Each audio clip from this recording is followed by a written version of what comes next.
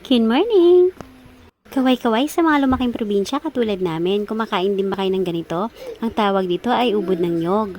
Nag-uwi nga nito ang aming itlugan kasi may nagpaputulo sa kanila ng puno ng nyog dito tapos kinuha nila yung ubod kasi nga naman, alam naman din nila na masarap tong kainin, masarap tong igulay. Kaya nung nakita ko talaga to sa ref, tuwang-tuwa talaga ako dahil sa wakas after 17 years makakakain ulit ako ng ganito. Ang namimiss ko nga luto rito ay yung simpleng ginisang ubod lang.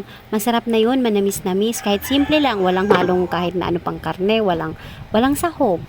Samantalang sabi nga nito isang itlogan namin, masarap din daw to pag ginataan tapos nilagyan ng kohol o kaya ng kahit na anong shell.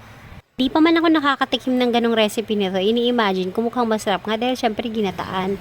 Sa amin kasi noon sa probinsya, simpleng gisa lang talaga, paits na, busog na kaagad. Kaya nung kinahaponan pagkagaling ko sa school, pinahiwa ko na kaagad sa aking mga itlugan dahil sabi ko ako na magluluto. Di pa nga muna kami nagkasundo sa recipe nito aking mga itlugan dahil ang gusto nila munang bumili daw ng suso at gagataan nga. Sabi ko ayoko, gusto ko lang talaga nito nakagisa lang. Dahil wala nga rin naman kaming trabaho sa ngayon at wala din naman silang perang pambili ng suso kaya ako pa rin ang nanalo. Ginisa ko lang, ayan masarap na. Napakasimple lang talaga, parang nasa probinsya lang.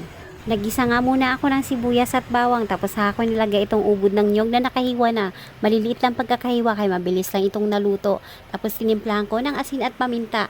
Ngayon sabi ko yung kinakain ko noon medyo may kulay yon kaya nilagyan ko na rin ng toyo. Pampakulay lang, hindi na masyadong marami para hindi rin naman umalat. Tinakpan ng sandali para lumambot. At good news, nagustuhan din na aking mamaliit na itlogan kaya ang kumain din sila na parami pa nga sila ng kain. At syempre meron akong tuyong pusit na bagong dating lang. Perfect kapares na naman, tuyo at tinisang ubod. Ay siya, sira ang diet. So ayun lang, kain tayo, bukas ulit.